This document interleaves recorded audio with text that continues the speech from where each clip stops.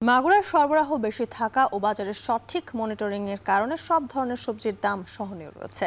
এতে ক্রেতা পর্যায়ে স্বস্তি ফিরেছে। তবে বেশ কিছু সবজির দাম একেবারে কমে যাওয়ায় কৃষকরা ক্ষতির মুখে পড়েছেন। এ নিয়ে আরও জানাতে মাগুরা একতা কাঁচা বাজার থেকে সরাসরি যুক্ত হচ্ছেন বিশ্বজিৎ বাপি। বাপি, কোন কোন পণ্যের দাম কমায় কৃষকরা ক্ষতির মুখে পড়েছেন জানাবেন। জ্যোতিকা, ভোর থেকেই কৃষকরা তাদের উৎপাদিত যে সবজি নিয়ে এই বাজারটিতে আসে এবং এই বাজারটি থেকে মাগুরার 4টি উপজেলা সহ পার্শ্ববর্তী বিভিন্ন এলাকায় কিন্তু মাগুরার এই সবজি যায়। আমরা এই মুহূর্তে আছি মাগুরা একতা কাঁচা বাজার। এখানেই সকাল থেকেই সবজি বেচা কেনা হচ্ছে। তবে কৃষকরা বলছে যে গত কয়েকদিনের তুলনায় কিন্তু বর্তমান দাম কিন্তু বেশ কিছুটা কম রয়েছে এবং এই দাম এত বেশি কম রয়েছে যার কারণে তাদের যে উৎপাদিত সবজি তারা মনে করছেন যে তাদের লাভের থেকে ক্ষতির পরিমাণ বেশি হবে।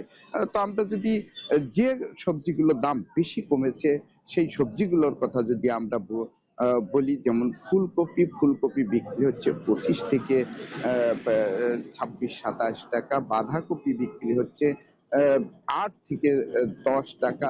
লাউ বিক্রি হচ্ছে প্রতি পিস 8 থেকে 10 টাকার মধ্যে। তো বিশেষ করে এই সবজিগুলো কিন্তু এই এলাকায় কিন্তু বেশি কৃষকরা কিন্তু চাষ করে থাকে।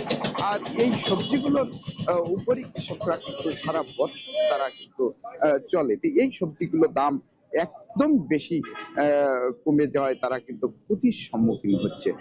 এছাড়া যেমন উচ্ছের দাম, বেগুনের দাম, এই দামগুলো কিন্তু আবার কিন্তু কিছুটা বেশি রয়েছে। যেমন আজ উচ্ছে বিক্রি হচ্ছে যে 100 থেকে 120 টাকা পাইকারি, সেটা খুচরা পর্যায়ে কিন্তু আরো বেশি। বেগুন বিক্রি হচ্ছে 40 থেকে 45 টাকা, যেটা খুচরা পর্যায়ে বিক্রি হবে কিন্তু 50 টাকা। এছাড়া আলুর দাম কিন্তু বেশ কম রয়েছে, 10 থেকে 12 টাকা আলুর কেজি। তো সবকিছু মিলিয়ে এই বাজারটিতে আমরা দেখতে পাচ্ছি যে প্রত্যেকটা সবজির দাম কিন্তু কমে রয়েছে। তো এই ছিল মাগুরা যে একতা কাঁচা বাজার থেকে সর্বশেষ সবজির দাম। জ্যোতিকা।